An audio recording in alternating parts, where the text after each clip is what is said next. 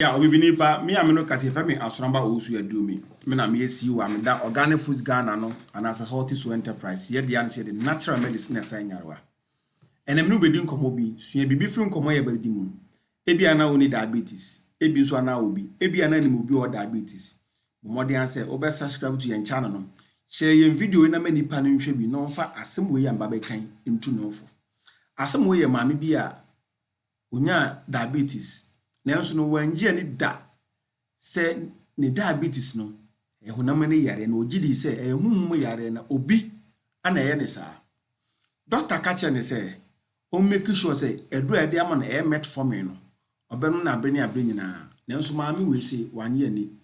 onom no se dabi obetu kwan ana so obekọ no sofo na wakochichi mache no okosofo no ho ekochichi mu de kire sofo yi ema sofo ne ka che ne se ampa nyankopon yi a che ne se ne yare na owo no humu yare na drobie no betumi asa ne yare ade se empabo ene akonche we yade a ye maame no bibiri ne ye papa no bibiri ye nuanom ma ne mema bibiri ede omoto sai ne ma we so se ne yare emu no doctor afutuo de ma no onfa ne mu no oje ne sofo ni di esen ne doctor but hunu se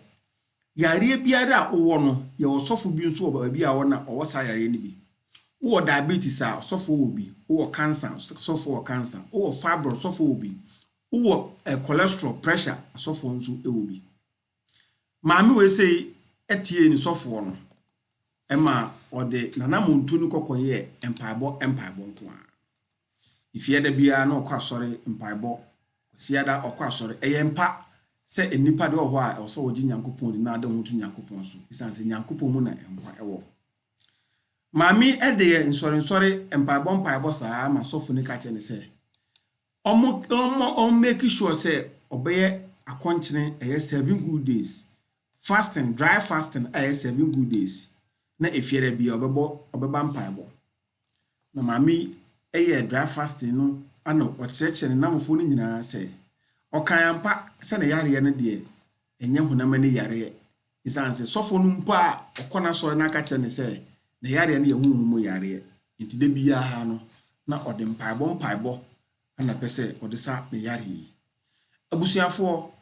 maami ye akonchin na fofo no tu no se doctor do no onfa o se da bi da se onyankopon wo ma bibia beyi nyame wo ma ade nyina obetimi aye buzansa ade fina sofo bi ewo cholesterol na onfa mpaibo ntu ni cholesterol na onu maduro na wo de wode mpaibo na wagya honam ani die wo se wo ye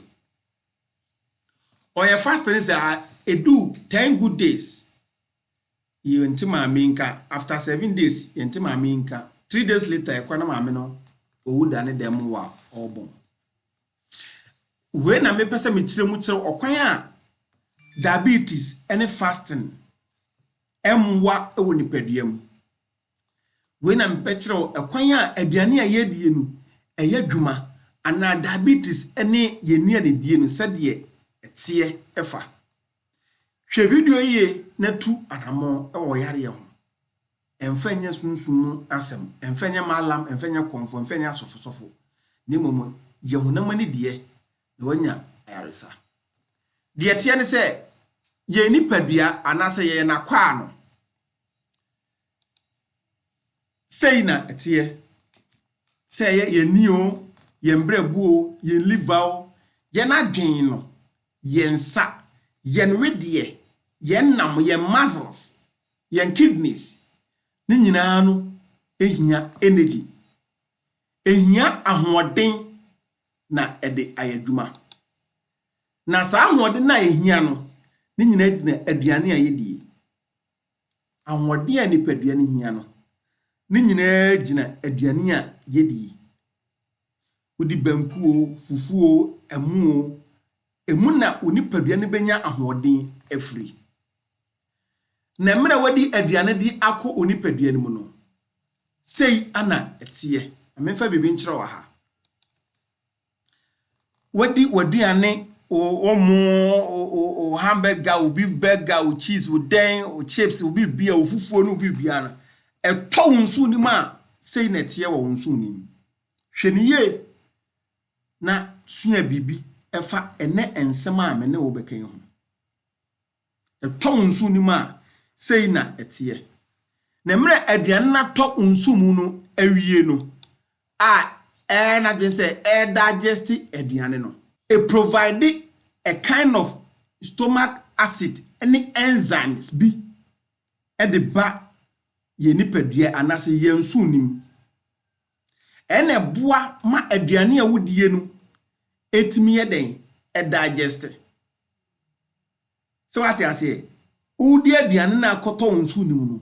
na ensuo be firi nsu nim aba enzymes bi ni acid bi abegu aduane ne so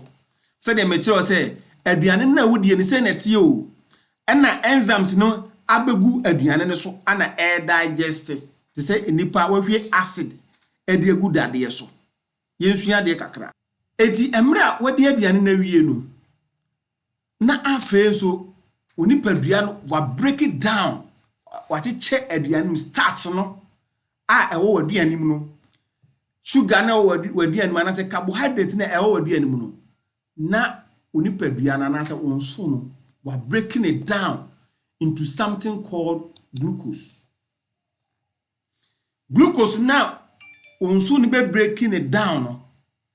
eno na nipadua no use sa glucose no e de ye energy e de manipadua no nti wasitire ene obi bia sugar ene bibia waduane mu nyina no onso no e breaking it down nti wa breaking it down awie no na fe eye osumo intestine anase onso nkitingiti a ewo ase ahaya uhune sa no ene oyefu no na absorb eye glucose no na wa release e de akọ wo blood stream no the stomach na small intestine no otwe eye glucose na ewo waduane na wanya bibia afimu awie no na wa spread e de akọ eye o blood stream no say ana eno nso etie it is a glucose na enam eye o blood stream ni nyina no eno na onipadua ni use in a form of energy na ma wonso watimi anya hoden na watimi aya ne wo se uye nyina nti obi a yese na hoden kofo ne yese wonum glucose water sana etie na de etie ne se de etie ne se emra eboa ma onipadua no enya energy no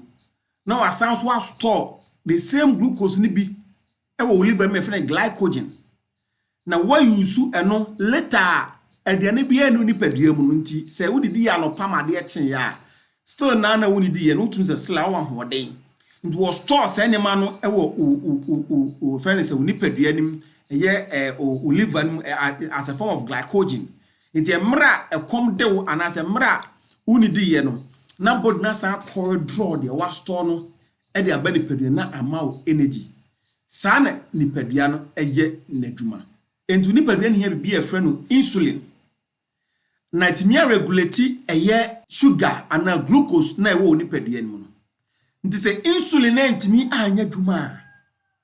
glucose no ebeka omoja anim either se be high ewo nipadua mu a ntimi ma form because insulin no ana regulate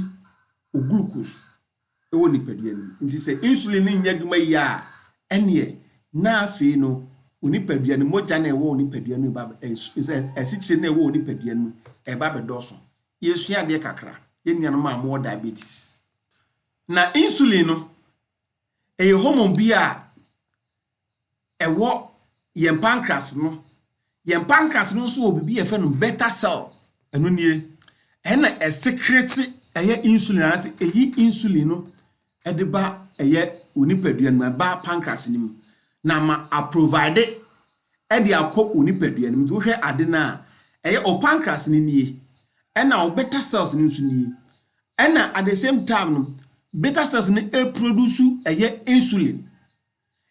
ni nie insulin na ewura o muscle fiber nim insulin no ena ewura o muscle fiber nim eti eye beta cells ya hu ni say no ena na oba o pancreatic eye na isolate no so na ehwemu wa ha e produce sa insulin e wa no ha o ma cycle no sa na etie it is a o pancreas no etochima ema o insulin no entimi nya dwuma se nea ewo se eye pepe afi na me be kire o eye diabetes na fasting anase owo asichiri yare na o se oye fasting menka se fasting eya de bone fasting yade eye nenso se yare bi ba oni padua mu na se oya bomodian se obutu anamo ye be careful de mama me ni we ni nie say odam pa boso na obom pa for ayaresa at the same time no onfa aduro bia even so oya fasting na ofa aduro kura na too much ebetimi yaku obi on ma asofo bebre nim de fa enipa kwa anase ne nipa dumadie no e function sofo no bebre nim ono onye medical doctor were pastor spiritual father but in terms of enipa the anatomy of human being onim intine dia na se ye nyame ayi a che no se ne bibi na ayi a che no o de kire na de atie ne se glucose na ewo unipadua mu ye kase wonya diabetes it means say unipadua no esekire ne wo nipadua no bebre nanso enya dwuma enu ti na doctor amwaduro se numaduro no na mra wo numaduro no na udidi enu tu ohwa se enipa emra oye fasting anase wonya diabetes no na unum so bebre dodo no num so bebre at the same time so omudu so bebre and all don so no na ofon isan say abeni abenyina no olusu more water abeni abenyina na olusu more water it is all started to oya fasting though wo more glucose e wo ni padua nim eduro na doctor de ama wa onum no eno betimi aboa ama o pancreas na ayaduma kakra e dia regulate eyewo sugar level na ewo bloodstream nim